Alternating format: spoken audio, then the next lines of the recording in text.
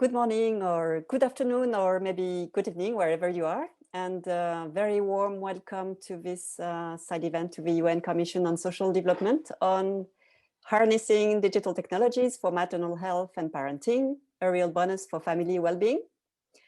It is this question that will guide our discussion for the next hour and a half or so. My name is Valérie Bichelmeier. I'm the Vice President of Make Mothers Matter, and I'm also responsible for our advocacy work at the UN. And I will have a pleasure to moderate the discussion around this question. Before we move to the heart of the topic, I'd like to share some practical information for you, the attendees. We have both the chat and the Q&A function, which are open to you for to participate and provide input. And we are really looking forward to your comments and questions. We only ask that you exclusively use the Q&A function for questions to panelists and the chat for all of a kind of interactions. And in turn, we will share documents and all relevant links on the chat, so please watch out.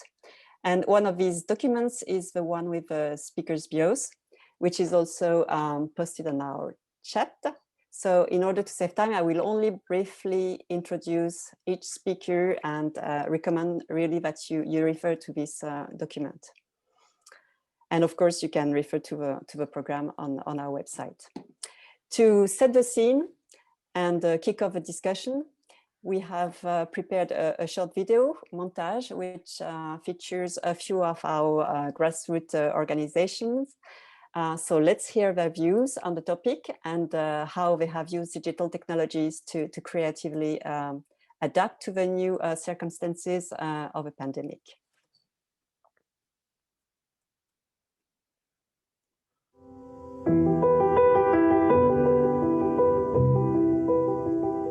Estaremos ya comenzando con las clases virtuales.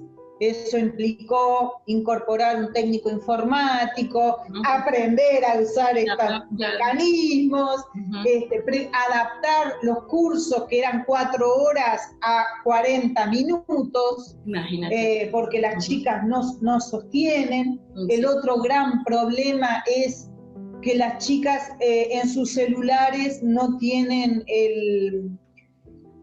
¿cómo se llama esto? Los datos móviles suficientes. Claro. Estuve haciendo las negociaciones con las empresas de telefonía a ver si se le podían donar datos móviles a las chicas por la duración del curso. Primero, que nosotros tenemos que adaptarnos a este nuevo mecanismo. Y segundo, que ellas tengan la posibilidad de datos, porque computadoras no tienen ninguna. The Romanian hospitals would not allow breastfeeding until the mother yields at least 2 negative tests for the COVID infection. We decided that we need to help these mothers right here and right now under the current conditions. So we devised we called it a damage control project, where we would help these mothers maintain their lactations with the help of telephone counseling. We have therapists, psychologists helping these mothers cope with the separation, because it's a tremendous emotional trauma to carry a baby for 9 months and wait for your baby to be born, to take it into your arms. And then we decided to invest in a filming equipment, and we managed to video record all the classes that we normally delivered, and to put them online so that parents could attend the classes safely from their homes. My kids were taken away from me. As I'm speaking, it's hard for me to communicate with my kids. I have to use a telephonically to communicate with them. As a mother yourself, you know that you want to see them, touch them, know that they are okay in front of your eyes. Right now, I'm not staying with them, I'm staying alone. So, la digitalisation et la formation et l'outillage, je dis bien l'outillage des populations les plus vulnérables sur la possibilité de communiquer devient essentiel. Ce qui a sauvé, j'ai envie de dire, des pays comme le Maroc sur ces populations et sur le lien social, puisque nous étions tenus d'être confinés. Et nous avons vu la digitalisation pour les cours. Nous avons eu des partenaires qui nous ont aidés à acheter des tablettes pour l'éducation. Donc il y a un nouveau monde qui avait montré ses prémices, qui faisait que tout le monde, bien sûr, communique avec un smartphone ou un téléphone. Mais quand il s'agit de passer la vie, parce qu'il s'agit de la vie, quand on vous envoie de l'argent par un téléphone, il s'agit de la survie et de la vie.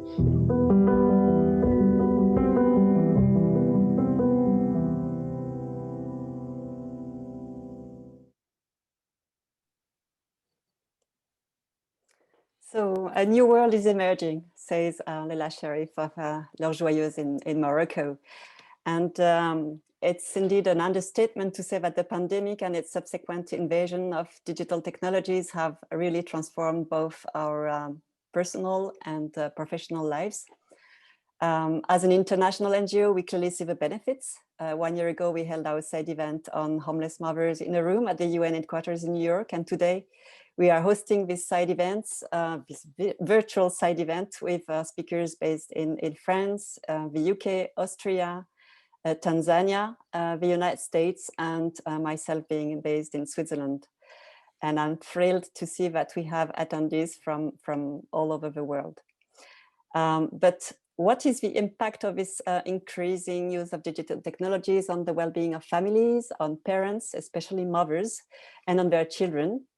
And to try to answer this question, we have divided our event into two parts.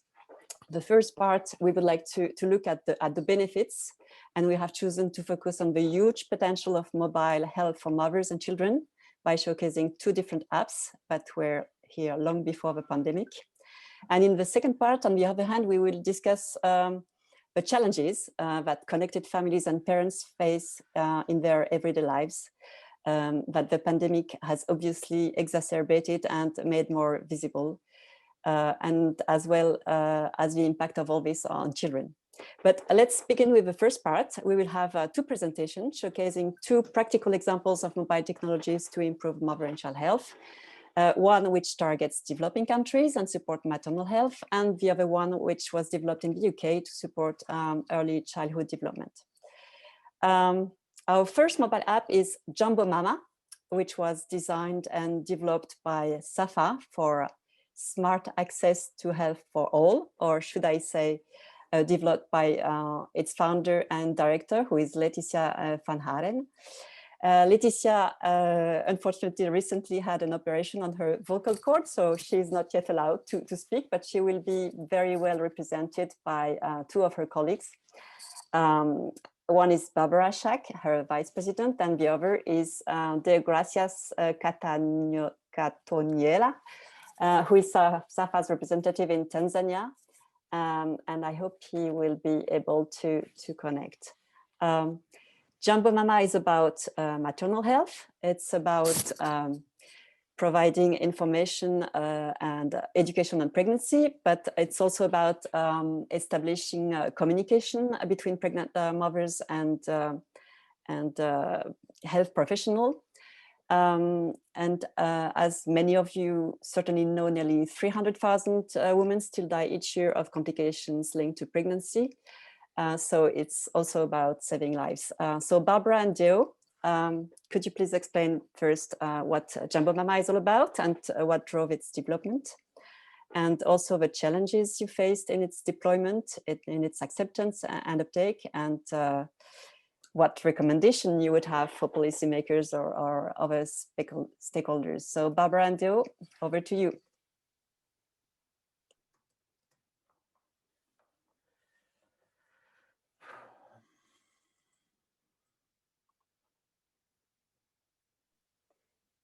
Barbara, we can't hear you.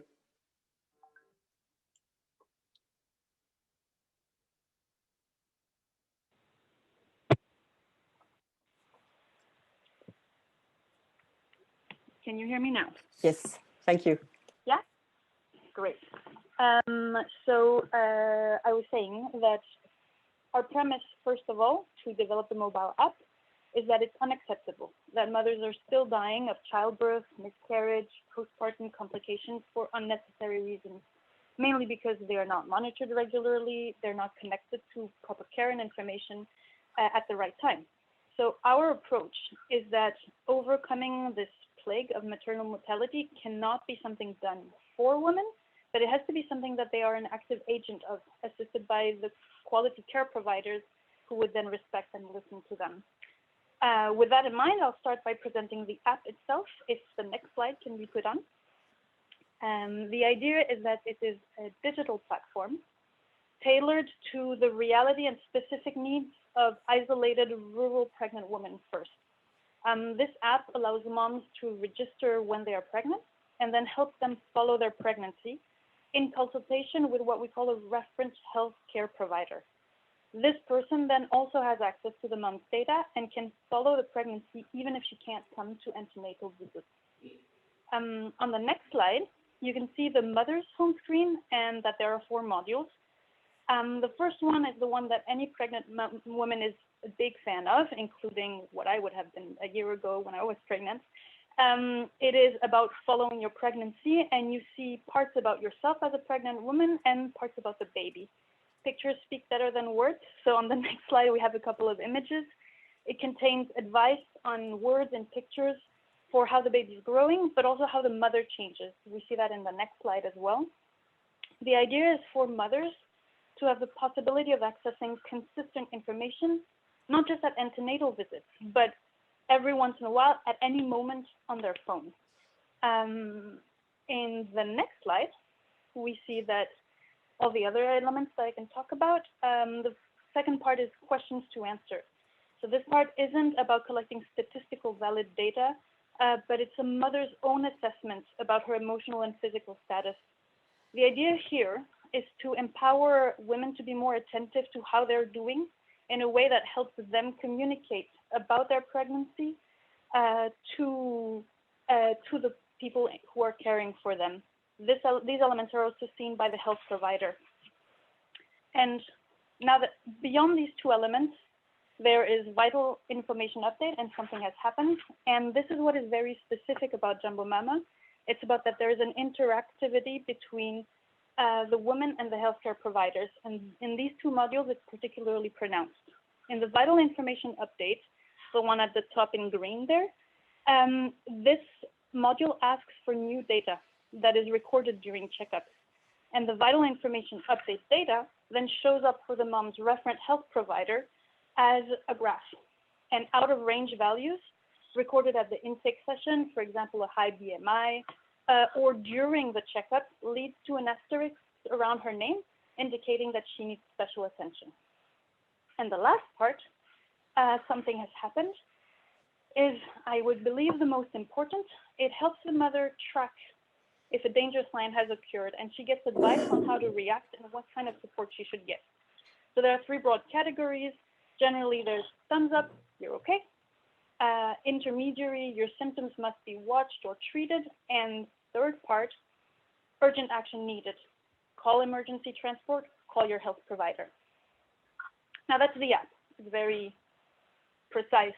But what is the idea behind the app? If we go to the next slide, the idea behind the app is that we want to truly start from the bottom, the rural level, and design an app around the reality of the needs and the right to have access to information of these women. And what we've identified is that no mother should be left alone to decide whether she needs medical advice or help or not.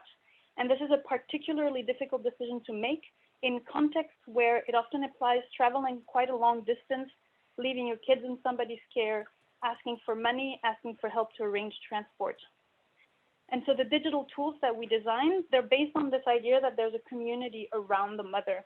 And this is made concrete by the different kinds of users who interact with the app. You have behind the mother there in yellow, a trusted person who receives an SMS with an update about what's going on when there is an alert.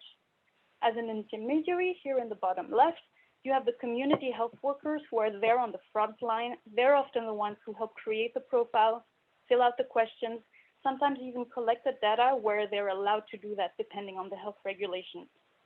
And on the medical care side, you have the reference healthcare provider, the maternity care system to which this provider belongs, and this person can thereby have a regular access to the woman's information, and the woman can have regular access to that support even if she is de facto isolated from it.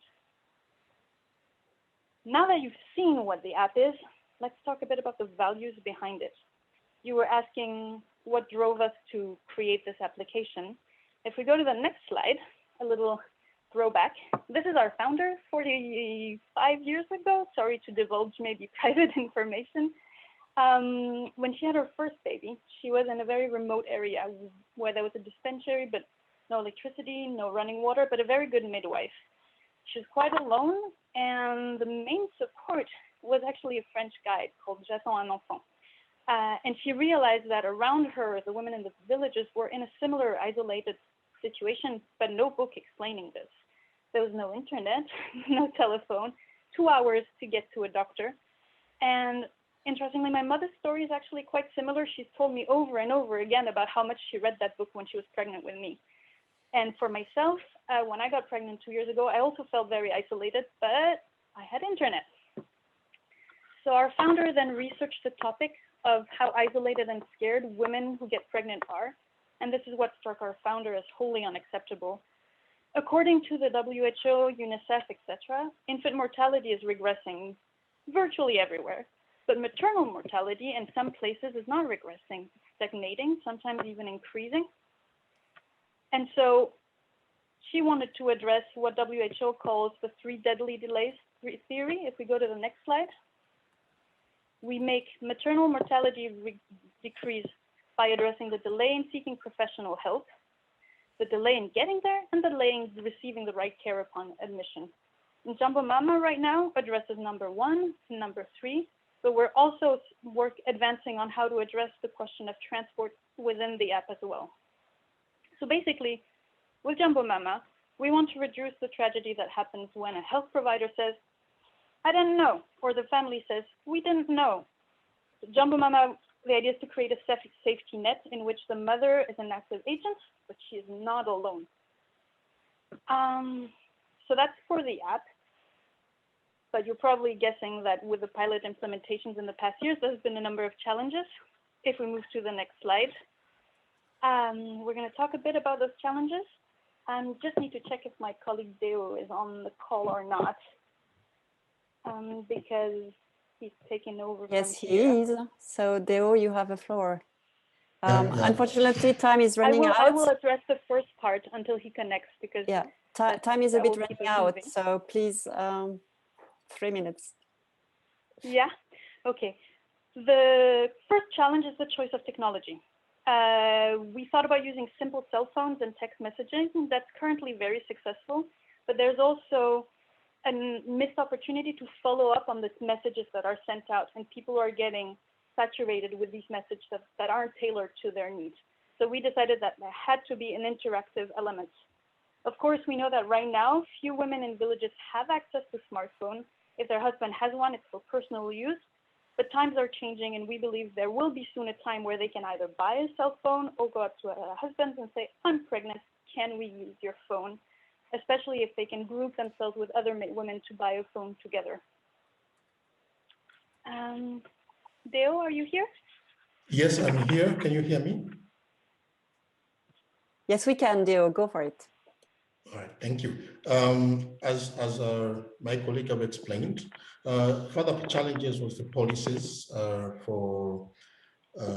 the policies that surrounds the rural areas that support the pregnant women. So during the pilot, we had this community awareness raising campaigns, which we had together with government and health policy makers and implementers. So there was opportunity for the mothers and the community at large to raise their complaints and their challenges with us, the idea of maternal health. in that way, we came to have an experience that normally all the policies regards to the mothers is coming from top down. And here we came to discover that once we empower these rural communities to better understand the challenge behind them, but also make a proper decision by being informed about the health systems, will help and resolve most of the maternal health problems, because mostly are because of their culture, because of their beliefs, and their lifestyles, and also they don't know what's available in the health systems. So we came to realize that with this digital age, will help these pregnant mothers being attached with the system and being not much different to the previous one living in the urban area, in the cities, where they can easily access the health professionals, bridge the communication barriers, but also help the mothers to make proper decisions for their pregnancies, but also for their unborn child. Deo, I'm really sorry to interrupt, but I have to ask you to conclude because we are running out of time. Thanks. Thank you and apologies. Yeah, well, thank you. But all in all, what we have said is the Jumbo Mama has given us a brilliant experience, and really has shown a positive impact to the rural communities and those isolated areas where it's hard to reach. But the technology can easily reach them, and they can be well informed and empowered, equipped with technology.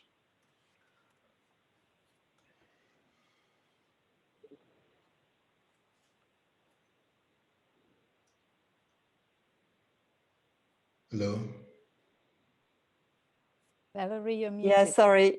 Thank you very much, Leo and Barbara, for this very, very interesting and nice presentation. I think, yeah, what I like about Jumbo Mama is really that you see mothers as active agent of change for their own health. And this is really something that resonates with us, because this is something we also advocate for. So thank you again. Our next speaker, I'm now turning to Alison Baum, who is the founder and Chief Executive Officer of Best Beginnings in the UK. Alison will speak on the Baby Buddy app, which aims to inform and empower parents who wants to maximize their children's long-term development and well-being.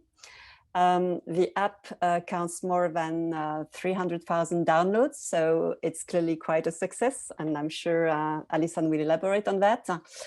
And this also means that the long-term impact could be really significant, since we all know the critical importance of providing nurturing care during those first 1,000 days, which begin already in pregnancy.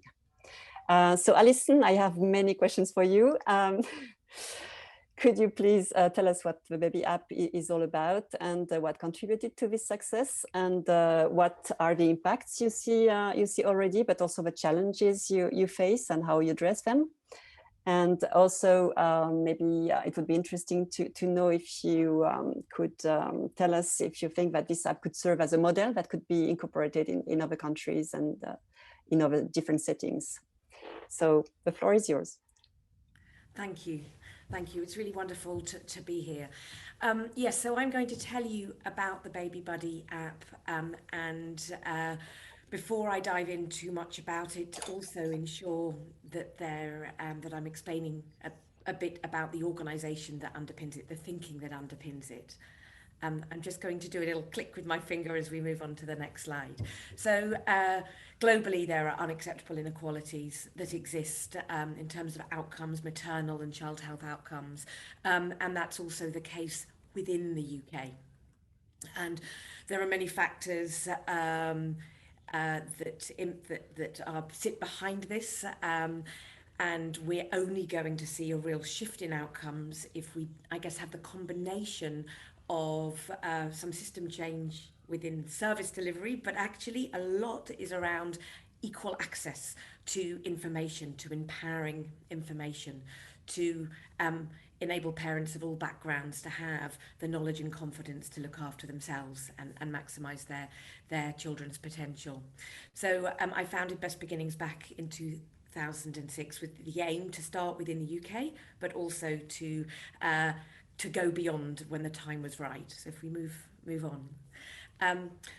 So what we do as a charity is create national interventions. And the team and I feel very strongly that there's something about thinking national in terms of ensuring that what you develop as an intervention delivers within the context in terms of service delivery, what is there from other charities, but also as we move forward, this idea of national, but the ability to bespoke for localities within a country. And that's what the new version of Baby Buddy, the purple slide, if you move left to right in time, the new version launching soon will enable that more localization within the UK, but also the new version has been developed so that it's easy to create different country versions. And the idea is to inform and empower parents, but also to support the relationship between parents and professionals. And always with this idea that what we're creating isn't instead of anything. Instead, it's to augment and amplify what's already happening. And as a data-driven organisation, in the early days, our first resources, Bump to Breastfeeding and Small Wonders, were DVDs. So you didn't get that immediate feedback loop in terms of data flow. But as we've moved into the digital sphere since Baby Buddy, the first version was launched in 2014, we've been able to iterate based on feedback from parents and also professionals, but really this kind of core piece that this is created by families, for families, with the quality assurance coming from the professionals. Let's move on. So all of this sits to deliver to our aims as a charity, which is around empowering and informing, this commitment to work collaboratively to improve outcomes across the board, but with this unwavering focus on aiming to reduce inequalities so that parents, irrespective of their background or where they live, can give their children the best start in life. And all our work, officially our charitable objectives are preconception to the 5th birthday. And here we are, 14 years plus on since the charity was founded, and we've not actually got beyond the 1st birthday. But in the next 5 years, we're going to very quickly, for reasons I'll explain, be able to take the support that we offer to parents to the 5th birthday, and that's through collaboration. Collaboration is, I guess, the most important of our guiding principles. No organisation, no single system, like the charitable sector alone. It's about when sectors come together that you can see lasting change. Our other guiding principles are around evidence. So that's, I guess, a combination of working from the evidence, but also contributing to it, and also the principle of innovation. Back in the day, DVDs were very innovative. Now, a lot of that film content has made its way into Baby Buddy, and it's lasted the test of time because of how much input from parents kind of shaped the look and the feel of those films. Let's move onwards. And I guess something I just wanted to take a moment to cover, actually I've got 3 slides that talk to it.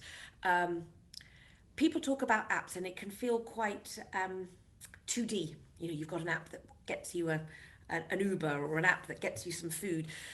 It is a way of delivering information and functionality on your phone. It is 24/7, but let's really think about Baby Buddy as a purposeful public health intervention, and it was designed with that in mind. And it's got a strong theoretical underpinning. The first version was developed explicitly with proportionate universalism and behaviour change science underpinning it, and then over the last few years, the nurturing framework has really reinforced our approach and is helping support the new version, which is launching in the UK in a soft launch in April. So if we talk first to proportionate universalism, it's a phrase that was coined by Professor Sir Michael Marmot, who is an eminent public health doctor. And the core principle of proportionate universalism is, if you're wanting to reduce inequalities, if you target solely those communities that experience the inequalities, you're not going to have that big shift. Equally, if you just make services and solutions that are for everybody without an eye on the inequality, you can inadvertently widen the gap. So Baby Buddy was explicitly developed through the Proportionate Universalism lens. And that is really having our roots in community, listening to parents, responding to the needs of families, but also thinking nationally, and we're very involved in kind of on the national level, policy groups, stakeholder groups, and understanding our role as a charity in supporting information flow from the grassroots to inform policy decisions. And as we move into the new version of Baby Buddy, it will actually have an information gathering tool which will support not just quality improvement and service development, but hopefully also support policy development. If we move on. Now, I don't know if you can see, but I'm very proudly wearing my Nurturing Care Framework badge, which I picked up at the ISA conference in Leiden a couple of years ago. And I was thrilled when this Nurturing Care Framework was launched by UNICEF, the World Bank and WHO. It just visually captures what we'd been trying to do for the previous, I guess it was 8 years from when Baby Buddy was conceived. It took time to get it to launch. And that's if we're really going to shift things in terms of outcomes, help more children not just survive but thrive, we need to support parents to maximise their children's development across all these different components of nurturing care. And also, we need to understand that the system needs to really wrap around the needs of the family. And with Baby Buddy 1.0, the version that's out there in the UK, it is being used by parents directly to inform and empower them, by other charities in their one-on-one support, and also a lot by frontline professionals. More than 70% of parents hear about the app from their midwives or their health visitor. And as we move towards Baby Buddy 2.0, we've really purposefully thought about how it can be that feedback tool to support the development of services and inform policy. Let's move on. And I guess just in a nutshell, I just felt that I had to talk to the SDGs. We're really proud as a charity that our work does support the implementation of a number of the Sustainable Development Goals. And while it was created in the UK, we're really excited about its potential to support other countries as well. And I may have time in questions to talk about the web version that we've launched in Cyprus, thanks to funding from Erasmus Plus and in collaboration with a brilliant charity called Birth Forward. So we don't have the new version to show you, but I'm going to give you a taster of the version that's out on the App Store to give you a flavour of it. It goes at the moment just pregnancy to 6 months, and it really focuses on the mother's journey, which is one of the key things that's shifting with the new version. And at the heart of it is the idea of your digital best friend. So while everything is approved by all the experts, the midwives, the Royal Colleges, the Royal College of Midwives, the Royal College of Obstetricians and Gynecologists, the Royal College of Psychiatrists, actually how you receive information is via your digital best friend, your baby buddy, who you choose. You can create them, your avatar, or and there's over 1 million permutations and combinations from skin tone to hair colour. And with the new version, there will be many male avatars that you can create as well. If we move forward, and I guess at the heart of both versions, so this is coming across, the look and feel is more modern with the new one, but at the heart is this daily information, a nugget of knowledge that is personalised. So it mentions you by name, your baby by name. If you're with the partner, it mentions your partner by name, and you get different content if you're alone or not, and also if you're breastfeeding or not. And it's designed to support all aspects of nurturing care for your baby, but also to help you look after your mental and physical health. If we move on. And also we're incredibly proud of the 300 plus films that sit within Baby Buddy, many of which were actually created before apps were even a thing. But because of how we used parents to shape the content and the input from all those professional bodies to quality assure it, they are standing the test of time. And I want to take a moment to thank all the parents who've let their cameras into our cameras into their lives to create these films. If we move on.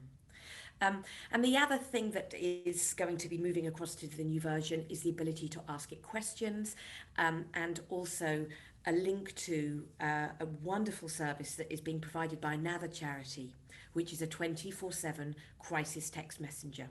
And parents can access it from the app. If we move on, that's fine. I'm going to give you a snapshot, the next few slides, around data on reach and impact. So we've had over 300,000 registered users.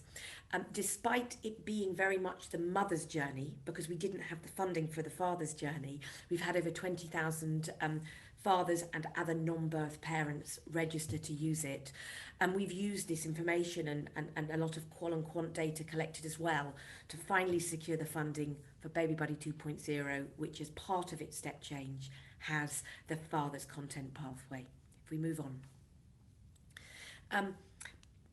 What we see in the data is, despite the app being in English, only in English at the moment, in the UK, it is disproportionately used by parents for whom English isn't their first language. And people say, how? How does that work? Why?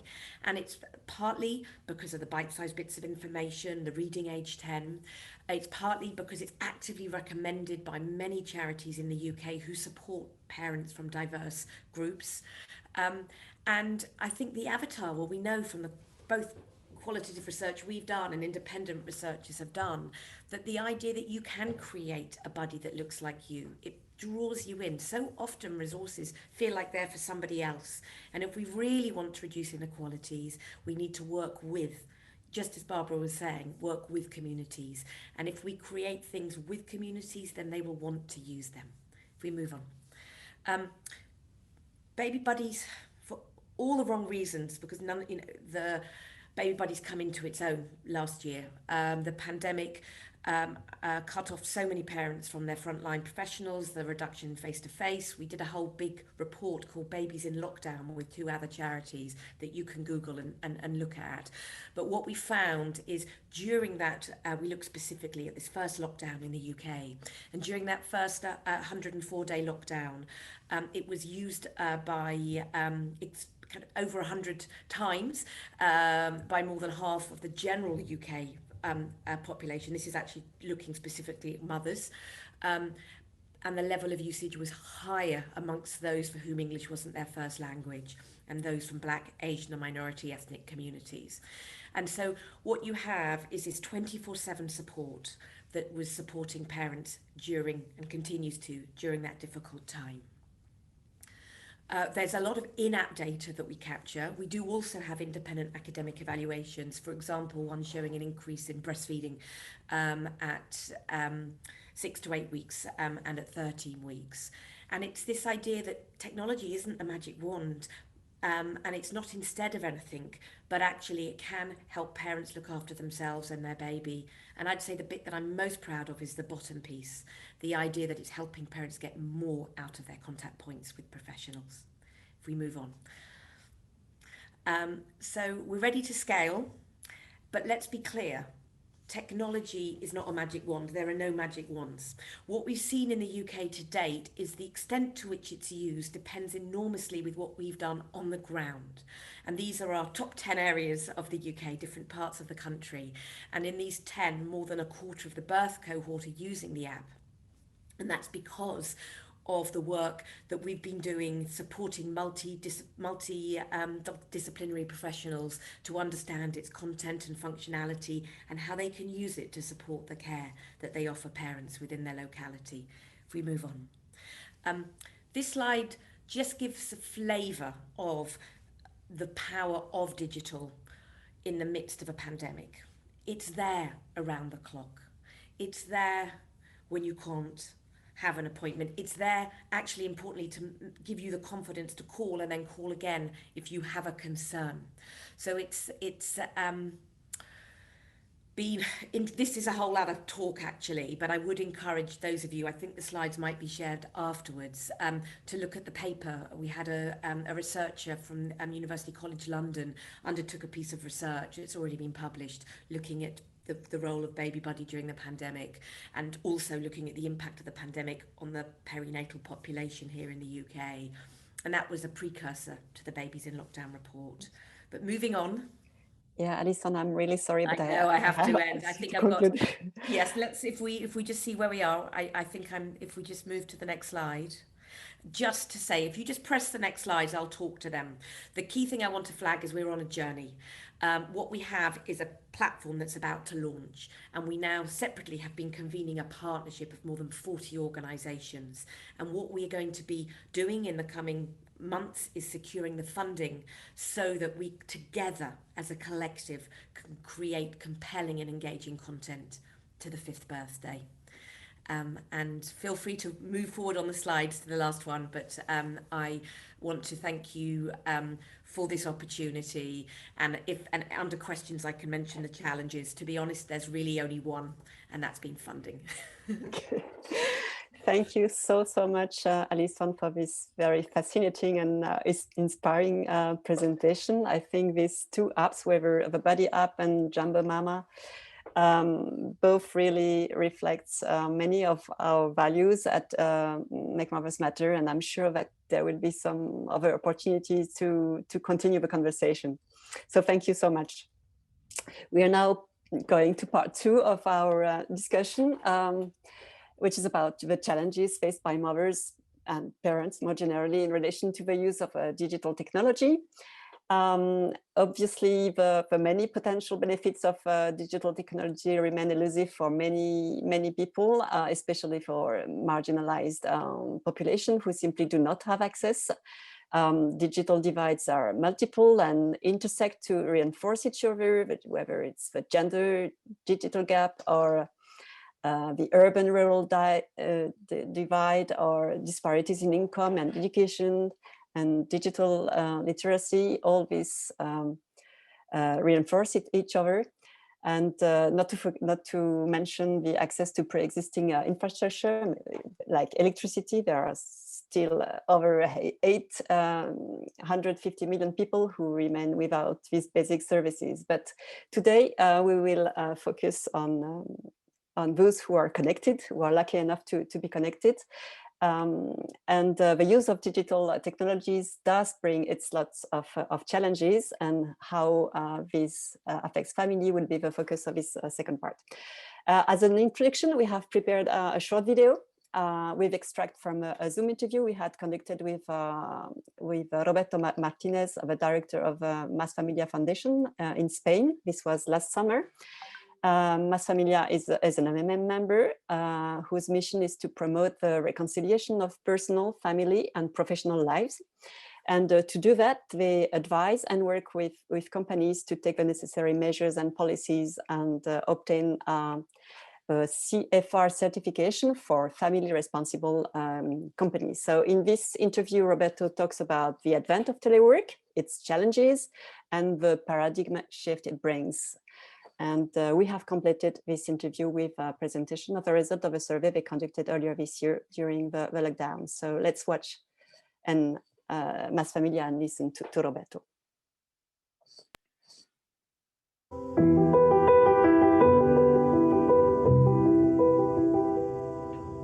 La situación de esta pandemia, como bien dices, ha modificado sustancialmente las condiciones de trabajo, ¿no? Sirva un pequeño dato, una anécdota. Nosotros a finales del año pasado concebimos un charter, un compromiso para alcanzar el 20% de teletrabajadores, porque en España estábamos en unas cifras en el entorno del 8% de teletrabajadores, mientras que el resto de países europeos pues nos superaban, ¿no? En estos momentos las empresas que los firmaron se mueven de media en un 85% de teletrabajadores. Y en lo que es nuestro trabajo con respecto a las empresas también se ha modificado. Estamos ahora ayudándoles más, por ejemplo, en tratar de evaluar cuál es la experiencia de ese teletrabajador forzoso. Muchas veces pensamos en un teletrabajo idílico, pero hay hogares con 4, 5, 6 personas que no hay espacio suficiente, no hay un ancho de banda suficiente, no hay computadores para todos los miembros. Opino que esta crisis nos va a modificar comportamientos ciudadanos y comportamientos laborales yo diría que per secula seculorum, ¿no? Y uno de esos comportamientos va a tener que ver con la manera de organizar el trabajo y la flexibilidad. En definitiva, yo creo que volveremos a una combinación entre trabajo en la oficina y teletrabajo o trabajo a distancia. Nosotros ya antes de la pandemia teníamos muchos estudios que demostraban que la fórmula mágica se encuentra entre 2 días y 3 a la semana. Son muy pocas las personas, no más de un 5%, que quieren teletrabajar los 5 días y son aproximadamente un 3-4% de la población que no quiere teletrabajar. An online survey, which was conducted during the lockdown in Spain, shows an evolution in the acceptance of telework. Employees who did not have any dependents to care for said they found it easy to balance their work, personal, and family life. On the other hand, employees with children under the age of 10 and other dependents had a more difficult time, while employees with children over the age of 10 found balancing telework with the rest of their lives even more difficult. If we take a look at the difficulties according to gender, the study shows that women have found it more difficult than men to reconcile work and family life. Despite the generally positive experiences expressed in the survey, employees should improve 3 aspects of telework. First, employers should improve, as much as possible, the material conditions to facilitate remote work. Secondly, they should also organize regular virtual meetings with their teams to establish objectives, carry out follow-ups, balance workloads, and facilitate internal communication. Finally, they should review risk assessment and take specific preventive measures to ensure the health and well-being of their teleworkers. When asked if they would like to continue teleworking and which percentage of their working time they would like to telework, 91% of all employees said they want to continue teleworking when coming back to a new normality.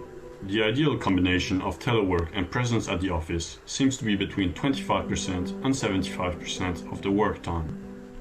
Creo que la flexibilidad laboral ha llegado para quedarse, que no todo se resuelve legislando y llevando a disposiciones rígidas el mundo laboral, que tenemos que pensar que estamos en un nuevo paradigma, abandonar el paradigma postindustrial que nos ha traído hasta aquí. Ahora estamos en la sociedad del conocimiento y la información, por lo menos en la Unión Europea, y que por lo tanto el trabajo se rige por otras características, por ejemplo, el humanismo, por ejemplo, la salud de nuestros colaboradores, por ejemplo, la desconexión digital y, por ejemplo, pues el hecho de medir los resultados. Yo creo que medir la presencia es un paradigma del siglo XIX, ni tan siquiera del XX. Hoy en día medir presencia dice poco, correlaciona poco con los resultados.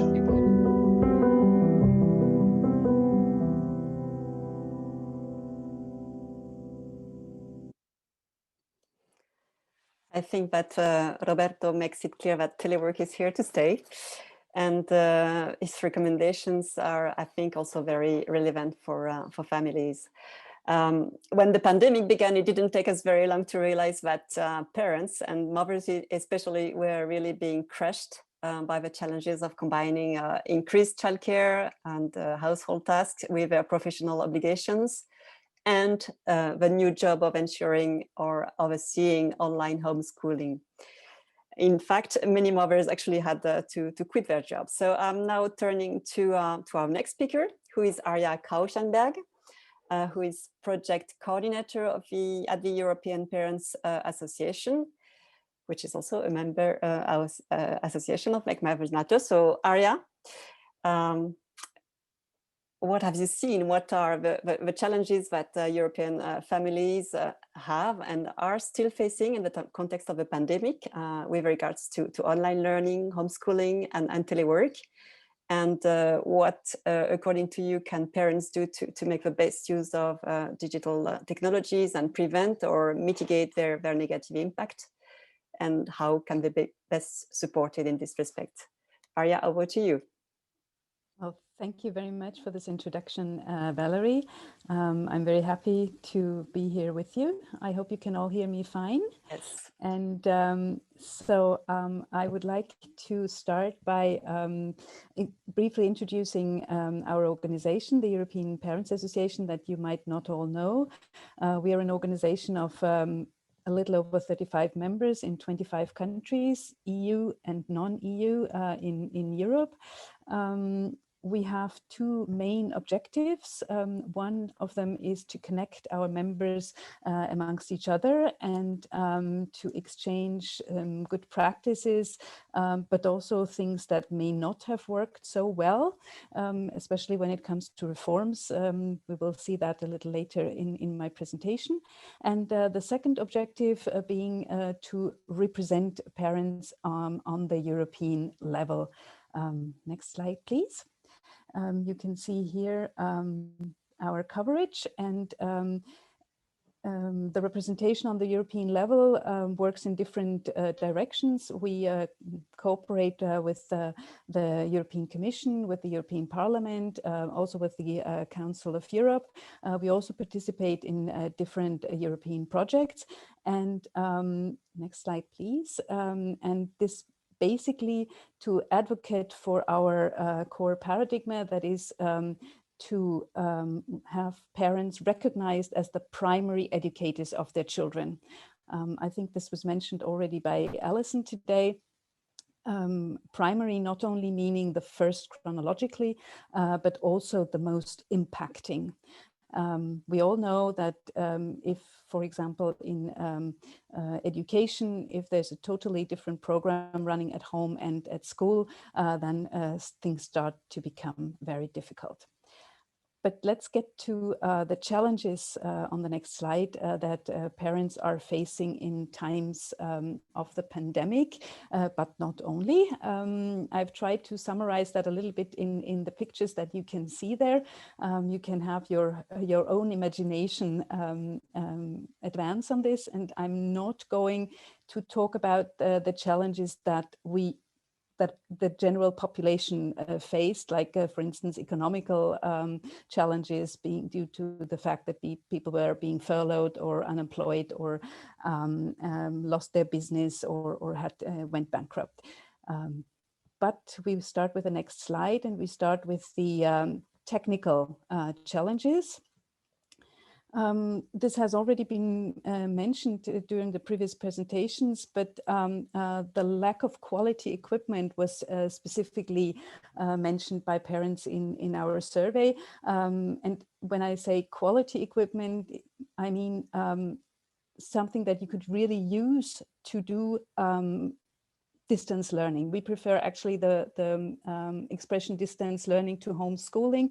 Homeschooling has a little bit this connotation of a deliberate decision by the parents to keep their children home and do instruction by themselves, which is different from a forced distance learning, especially if that happened from one day to the next without preparation by anybody, actually.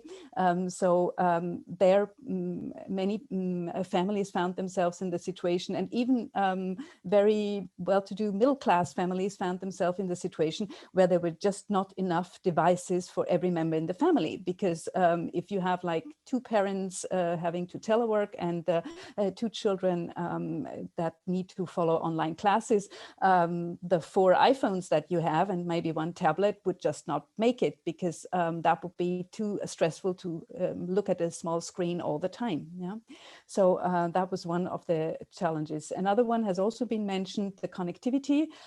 Again,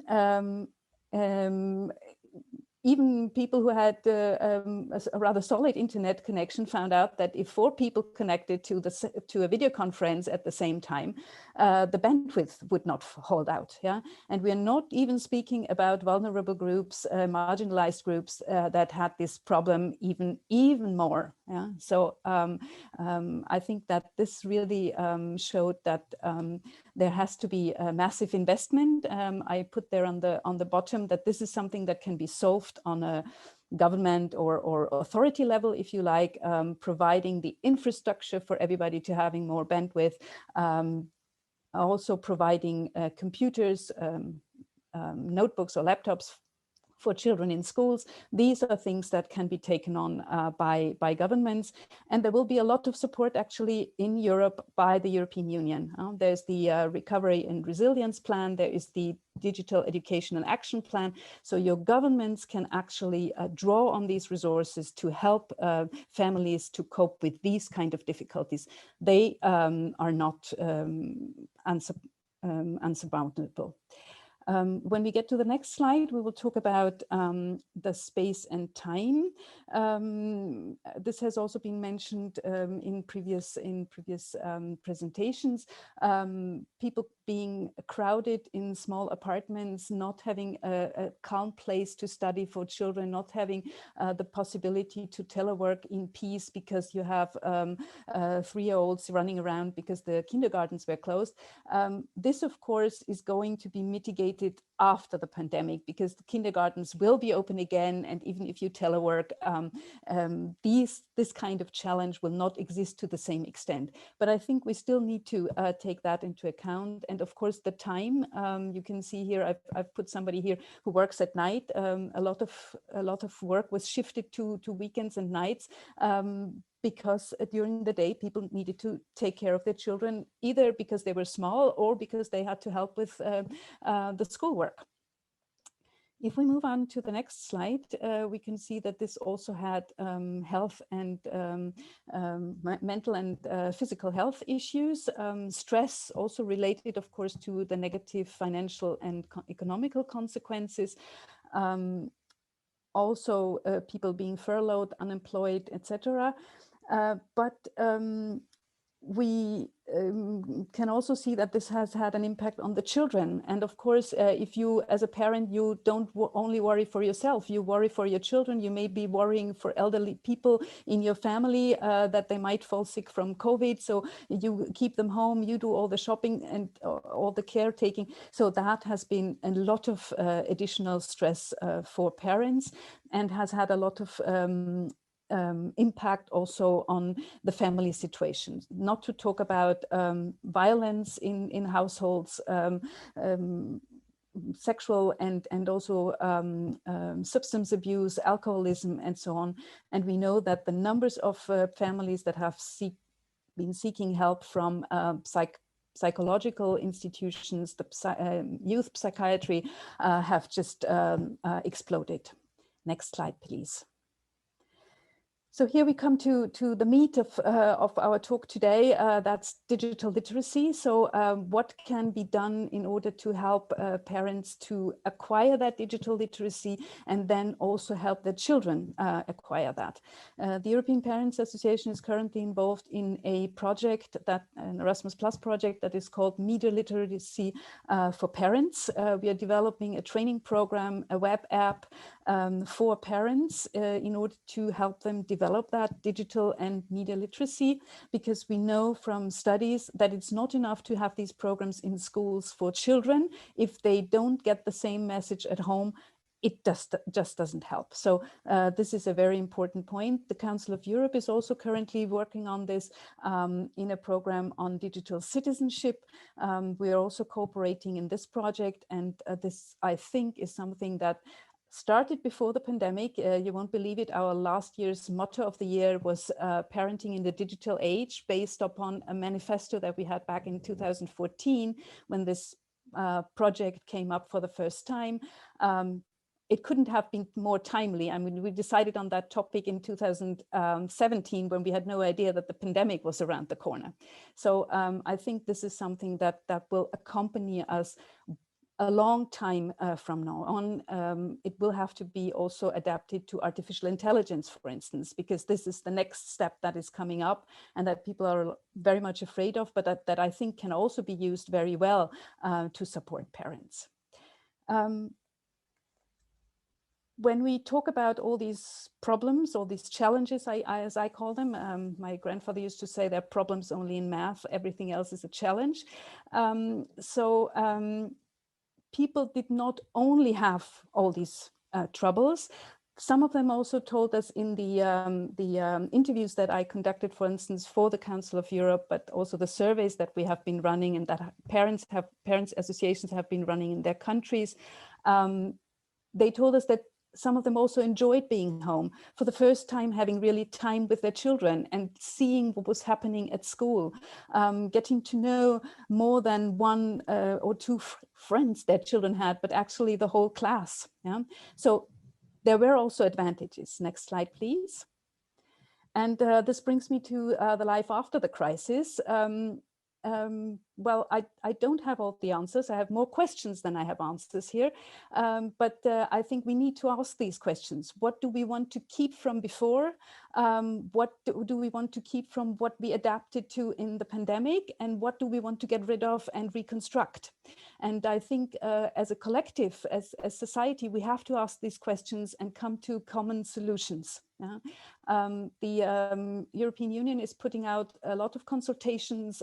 They are going to provide funds to help societies to get on to a new life. They are talking about building back better, and there are three main goals. One is green, one is inclusive, and one is digital. And I think if the governments bite into this and really establish good plans, then we have a good chance of all profiting from these new plans that are going to be developed. But I encourage everybody to participate in this and to bring in their ideas and their projects, and not like you might recognize Majestics here in the middle. For all of you who are familiar with Asterix and Obelix, you remember that for these people, the worst fear was that heaven would fall on their head. I mean, heaven does not fall on our head. The future does not fall on our head. We can actually shape our future. And I think this is the message we need to get out there. We do not know how long this pandemic is going to last. With all the mutations, etc., we will probably have to a certain extent to live with that. But how we do that and how inclusive we are and how we avoid this in the future, this will be our decisions to take. So if we come to the way forward, here I get to something that has been mentioned by both of the speakers before me, the support we need for parents in parenting. In Austria, we have this saying that in Austria, you need a certificate, you need a diploma for everything you do in life, but you can become a parent, which is actually one of the most difficult jobs without having any training, any certificate, any exam to pass, which doesn't mean that I want everybody to pass an exam before becoming a parent, but I think it illustrates that we all need that support. Yeah? No matter the socioeconomic background, no matter the age, I think we all need that. And this has to be really well established. And I'm happy to hear about these apps. I think that they are great. We also have good experiences with home visiting programs from different countries, also with the homeschool liaison officers, once that children start into formal education, that can establish this connection and can help parents also to find their way in other with other social problems that they might have. And a last thing, because our parents' associations are very much involved in education, we need an evolution in education. It's already going on, because the digitalization has frog leaped in most countries. But we need more support there. It has to be more structured. There has to be real plans, and we need to see more inquiry-based learning, more project learning. We have to come away from just swallowing knowledge and spitting it out during a test. I think these things have to change. And this is a good moment to start the change, because we already see now with the distance learning that the former forms of assessments don't really work that well. Thank you very much. And you can find more information on our website. And I'm happy to take your questions afterwards. Thank you. Thank you so much, Arya, for this very interesting presentation and very positive as well. You're right. We can shape our future, and we can shape digital technology so that they benefit us. Where am I? Yeah, as you said, children should hopefully soon go back to school, but the use of digital technology is obviously here to stay. And actually, screens may even be more present in the lives of our children than before the pandemic. At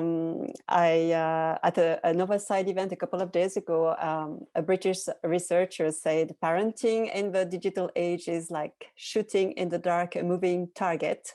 And I think indeed that with digital technologies now really invading our lives, parenting has never been so difficult. And I like your idea of educating parents. Obviously, they need some education, especially when it comes to digital technology. So I'm now turning to our last speaker, who is Dr. Michael Rich. Michael is founder and director of the Center for Media and Child Health at Harvard University. Michael, you're a medical doctor and also the first mediatrician that I have ever heard of. The objective of your work is to understand how our physical, mental, and social health are affected in both positive and negative ways by the media we use and how we use them, with a particular focus on children, of course. So Michael, I have many questions to you. I think we would need more than 10 minutes. What for you are the impacts of all this, of all this new digital world on children, on their physical, cognitive, and emotional development, their ability to socialize, and so on? Please, you have the floor. We can't hear you. I was muted. Thank you for inviting me to this group and for listening. I really resonated with what Arya said about the fact that parenting is, perhaps the most difficult job we do, and yet we need no training for it. I would also say it's the most important job we do, ultimately. Not just parenting our own children, but parenting the next generation of our society. And one of the things that I want to do in this brief moment is to reframe the issue around screens for all of us. For over half a century, since the rapid penetration of television into our lives, we've had a debate going on that has been based on values, right and wrong, good and bad.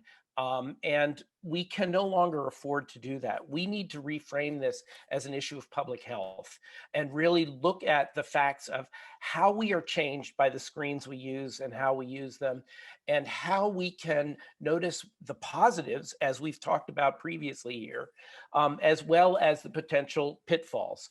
I think one of the things that's really difficult about parenting right now is that we're dealing with three moving targets. The first one we know a little bit about, which is the developing child, from infant to child to adolescent to adult.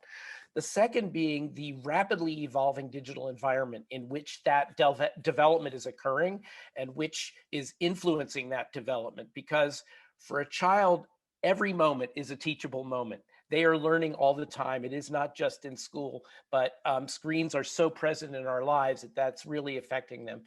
And the third moving target is the transformation in all of our behavior, because we have smartphones in our pockets, we have smartwatches on our wrists, we have a voice-activated digital assistant. And it starts early, right from the very beginning. Next slide, please.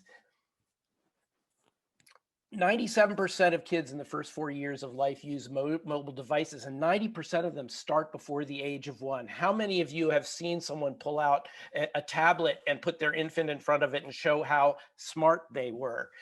The reality is it proves how smart Steve Jobs was, because he created this incredibly transparent interface between the human mind and eye, finger, and a thinking machine.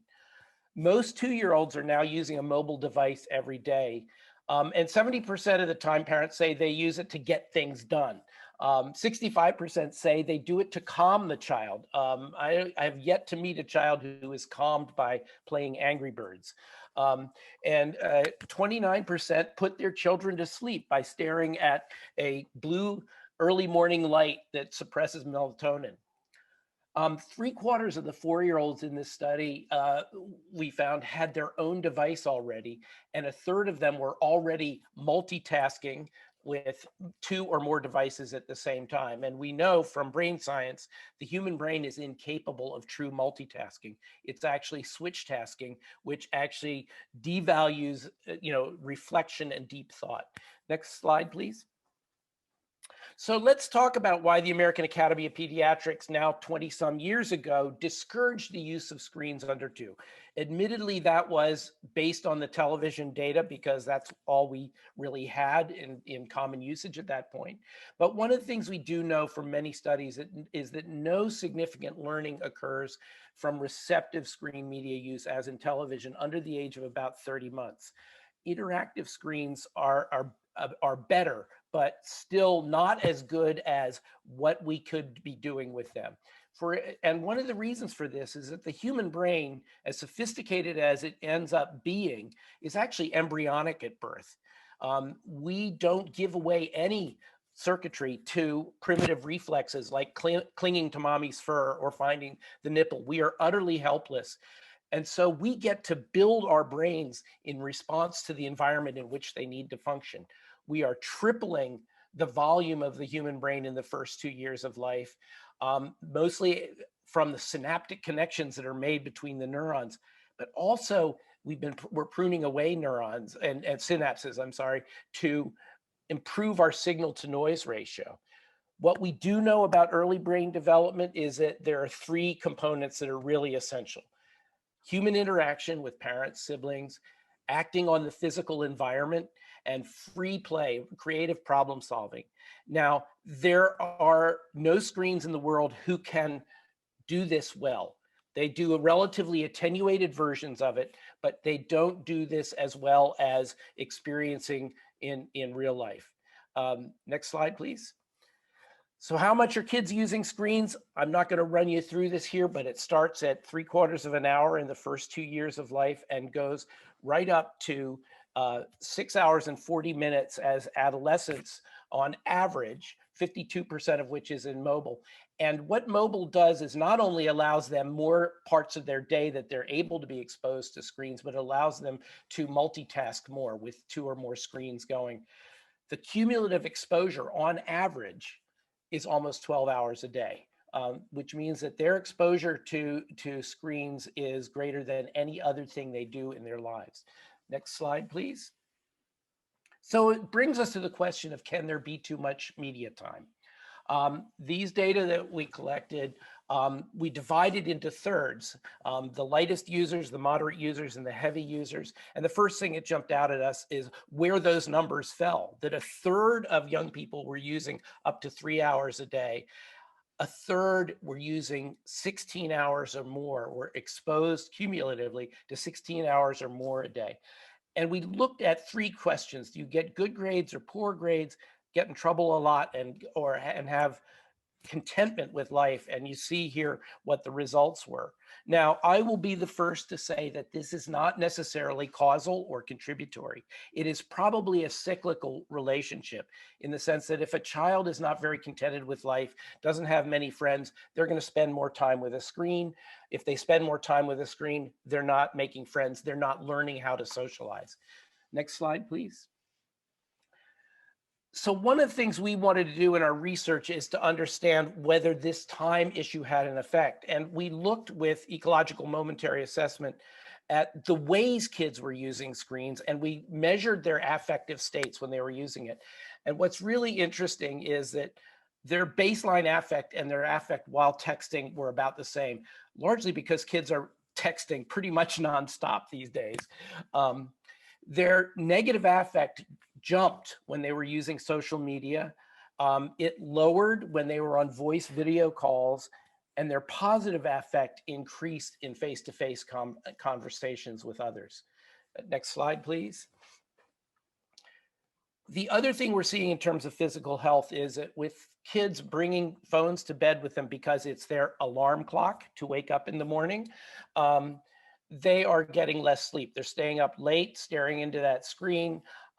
They are getting less sleep, but they're also getting poorer quality sleep because they're ready to wake up to respond to texts. This is something You know, we all know of FOMO, fear of missing out. With adolescence, there's another one that we're calling faux blow, which is fear of being left out of the ongoing 24/7 conversation that's going on. And the big problem with poor quality sleep is that if kids don't get into stage 4 deep REM sleep, they are not transferring from their short-term memory into their learning centers what they absorb today in school. So even if they stay awake in math class tomorrow, they are maybe not remembering what happened yesterday. Next slide, please. So learning from history, looking back 100 years at what caused morbidity and mortality in young kids, it was infectious diseases, birth defects, and cancer. And I know it's hard to imagine now. Not only did we not understand the human genome, we didn't even have antibiotics. We gave kids, or gave us all, aspirin fluids, held their hands and prayed. But when we, next slide, looked at the environments in which they were living, they were crowded, they were dirty, they were full of toxic chemicals, and we took environmental measures to improve them, those causes of morbidity and mortality dropped. Next slide. Today, the leading causes of morbidity and mortality are very different. Mortality outside the perinatal period is injury, homicide, and suicide, at least in the United States. And in, in childhood and adolescence is when many of the long-term morbidities of obesity, substance use, risk-taking of various kinds begin. These are acquired health risk behaviors, very different than what we dealt with a century ago. So next slide.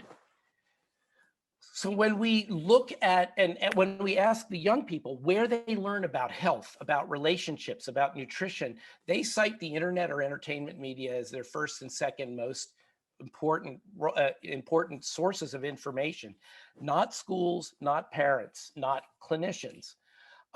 And because of these wraparound exposure we have to screens, we are looking at this now not as vectors of harm or of education, but as the environment in which they live. This is the air they're breathing. And we need to think about both the quality of the air, but also how to breathe effectively and healthily in that, not to stop breathing. So next. Adolescence, which is the area that I specialize in, is one of the areas that parents and society are most concerned about. 95% of them say they're online every day. 45% say they're on essentially 24/7. Next slide. And one of the things we want to remember is how fertile these environments, these screen environments are for key developmental tasks of children and adolescents. They seek experience, which they get vicariously through online gaming and websites. Next slide. They seek independence from parents and teachers. The number of teachers who tell me about their students who smile randomly at their knees in class, do it because they're doing this. Second, next slide. They are looking to the outside world beyond their nuclear family and becoming socially conscious. So the internet can give them connections with people who are thinking the same things and feeling the same ways. And that can be both good and potentially very dangerous, as we have experienced in the United States very recently. Next slide. They are building their identity. And one of the great things the internet has done has given kids who historically were marginalized, isolated, bullied in their own environments, it's given them a place to find peers and build community. Next slide. And ultimately, with these new identities, they seek connection. Facebook is now the largest nation on earth. Simple as that. We have more people logging onto Facebook than anywhere else in the world. And think of the social and political implications of that can go either way. Next slide. So one of the things that we're concerned about is this transformation in our behavior because we have these screens. Almost 3/4 of young people and almost half of their parents feel that regardless of what they're doing, when a signal comes through on their phone, they must respond immediately. It interrupts conversations, it interrupts meals, it interrupts time together, just being together. half of the teens and 3/4 of the parents feel that the other is distracted, whether or not they have the phone in their hand or on or using it. They are distracted by what may be going on. And so one of the questions we're really wrestling with is this near infinite connectivity we have actually undermining our connectedness in the deep and meaningful ways we are connected with each other in this world. Next slide. One of the other things that we're seeing, and it has peaked during the pandemic, but was already happening beforehand, was something we're calling problematic interactive media use, what has been dubbed internet addiction, et cetera, et cetera. And it is not an addiction. We've had a clinic that is specialized in this for over 3 years now. It is more akin to binge eating disorder for these reasons. I will not go into great detail because I know I don't have much time. I'm coming on to the next slide. What we are seeing is that it is not just gaming as many, including, unfortunately, the WHO believe. It is also social media, which is more prevalent in girls. It's pornography, and it's what we're calling information or video binging. Any of these and any combination of these can impair the young person in terms of the functions of their life. Next slide. So quick recommendations that we give to parents are use media with your kids. Don't have it be an isolated social event. Learn from them because they are better at it than you are, and they will always be better at it than you are. But while you are learning how to play that video game or to go onto their various websites or to do those TikTok dances, you also can inject your mature prefrontal cortex and your impulse control, future thinking, all of the things that they are not going to develop until their mid to late 20s. Treat these devices as tools, not treats. Don't just hand off a smartphone or a tablet to an infant or a child. Give them that tool when they need the tool and they can handle it responsibly, and then teach them to use it, much the way we teach them to drive an automobile. Help them to develop critical thinking. This is something that's been lost in the tsunami of information coming over the internet. Help them really understand how to figure out whether this is realistic, whether this is backed by resources. And don't use screen time limits. Okay, this is particularly in the age of the pandemic, it's both unrealistic and undesirable.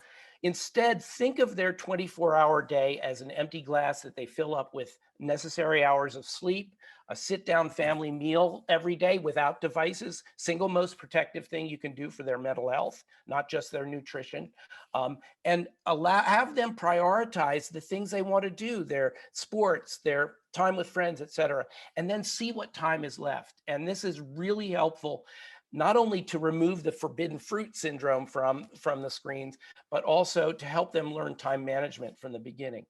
And ultimately teach them to actively create on screen. They're doing it anyway with every Snapchat, with every Instagram, with every blog post, but help them to do it in a mindful way. Next slide. I'm offering you some resources. These will be, the slides are available to you. I have an online advice column called Ask the Mediatrician, where parents ask questions such as this. We also have presence in all of the places where the kids and parents are. Next slide. And finally, I will offer to you a resource, the Family Digital Wellness Guide, which is available at this website, the top one. It is available in English, Spanish, and the 2 forms of Mandarin, both simplified and traditional Mandarin. We are working on translations for other languages, and I would reach out to any or all of you if you wish to work with us to translate it into your native language. We would love to have it. We can't do it for everybody, but but if working together with folks, we could do it. So I will close there and hand it back to you, Valerie. Thank you so much, Michael, for this really both fascinating and at times hair-raising presentation. There's a lot of food for thoughts in your presentation, Michael, and maybe the obvious conclusion is that parents really need to be educated on all these issues, which are different from depending on the age of their children. And this maybe leads me directly to one of the questions we received. We are now moving to the Q&A session. This question comes from Renate, who is the focal point on the family at UNDESA. And her question is about parenting education. Her question is, do you see growing focus, interest in parenting education in your respective research and work of the different entities you represent? And what would be the best way digital technologies could be used for digital parenting education? Who would like to take on that first question? Maybe Alison or Michael, because maybe it's really. I'm happy to answer it. I just I don't want to step all over anybody else. Yeah, but maybe a short answer, and then I will. Yes, I mean, I think that this is absolutely essential, not just for those of us who study it to inform and empower parents with information, but for parents to educate each other. This is a real opportunity for us to crowdsource information, to share ideas, to share problems, and see if someone out there has faced it and dealt with it. One of the things I neglected to include in my presentation is that we are about to launch something we're calling the Digital Wellness Lab. And that is to break down the silos between academia, technology creators, content creators, and parents and children to work together, get away from the blame and shame that have come out of the whole values-based concept, and say, look, we're in this together. Let's work it together. So I think that we will do better if we can put, you know, a pediatrician next to a software engineer next to a mom and see what comes out of that synergy. Thank you so much. Alison, you want to add something? Yes, just all of the talks have been brilliant. And what's interesting is, because we've only gone to the first birthday, at the moment there's a huge amount of content that we have in Baby Buddy about a parent's role as a brain builder, understanding the importance of serve and return, understanding the importance of your face and those nonverbal conversations. And I do think there is this kind of fundamental piece that it's only when you understand your role that you can understand what the technology can't provide that you can provide. And I do think there is certainly, there's quite a lot already in Baby Buddy about the fact that a child doesn't need any screen time. You know, we're talking up to 6 months at the moment with our content. And our plan is, as we move up the age range, to use that peer voice, just like you were saying, Michael, in terms of kind of crowdsourcing. Just like at the moment, we've got a film, for example, of a mum talking about smoking cessation, but from a really practical sense of how hard it was and how she did it and why she did it. You could imagine also films where parents are sharing how they have managed the challenges of minimizing or managing screen time. But with the advice they're giving, or the information they're giving, it can feel peer-to-peer, but you would want the experts to check it before it goes out there, because it's that tension of, we respond best to the peer-to-peer voice, but if you just leave, it's about sense checking the information that we're providing for parents in terms of the kind of the quality assurance piece. Thank you, Alison. Arya, I don't know if you want to comment on that quickly. Yes, just very, very briefly. I'm very happy about what Michael said about the screen time, because ever since the American Academy of Pediatricians put out these screen time recommendations, people sort of jump on these still. And now with the pandemic, we have this one time in a lifetime chance probably to throw this overboard and say, well, this doesn't work, because anyway, if they have to be for school on the screen for 5 hours, your 2 hours time limit will not last anyway. So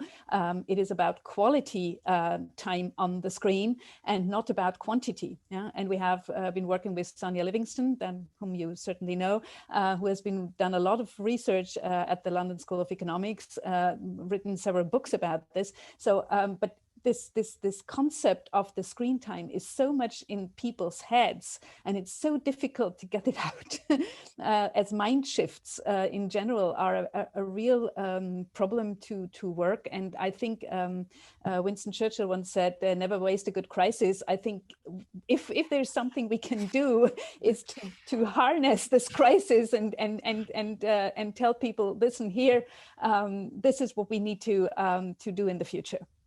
And it's created so much guilt in parents. You know, they all feel that they're doing the wrong thing by their child simply on that basis. And we've got to move past guilt. Yeah, and the conflict it creates in the family, yeah, and violence and all these kind of things that are unnecessary if we just sit down and this is what we do in this media literacy project that we are responsible for the communication chapter, where we say, well, sit down with your child and make an agreement and talk about, negotiate what you want, what the child wants, what is necessary, what you see necessary, what they see necessary, and then how to get to a common agreement. They will respect the agreement much better if they have been part in creating it than if you just say, this is prohibited, and you cannot do that. Right, they own it then. You know, they're part of creating it. Okay, well, unfortunately, time is running out. We could have spent a lot of time still to discuss all these issues raised by your four presentation. Maybe just a very last round, with less than 1 minute each before we close the event. I'd like to go back to our initial question. So for you, are digital technologies a real bonus for family well-being? What is your key messages? So each of you, maybe we'll start with Jumbo Mama.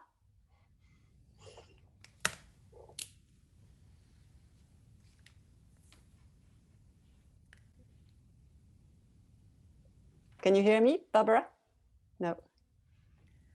No, we can't hear you. You're still muted. Huh. Shall I How go? about now? Yeah. Thank you. Yeah, can you hear me now? I'm both on phone and tablet, so it's a bit strange talking about multitasking. I think generally it would be the question of opportunity. I know this was by another presenter, but this is a tool for us in locations where things were missing. So we're talking about a new set of bricks. And that's exactly what they are, especially in locations where we're not talking about an overwhelming, we're talking about things that were empty anyway in the first place. Deo, you have something to add? Thanks for introducing your child.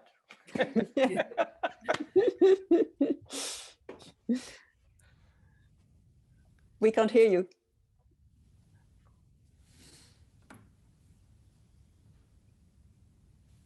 You can hear me now? Yes. Yeah, that's the beauty of the technology. Okay, what I can say is with the technology that we have, innovation that we have for the people, especially for those who are less privileged, I can say, it's good that we think in the way that those who can't afford can be able to be part of it. But also the top approach is better because it's a part of empowering. Like one of the speakers, it's not like telling your kids this is forbidden, this you can do, this you cannot do. It's a matter of discussion. Like if we do this together, we'll reach somewhere. If we don't do this together, we won't reach anywhere. So I think it's a win-win situation that we need to balance. For those who are making decision makers, the policymakers, with those who implement us, but those who are beneficiaries as well.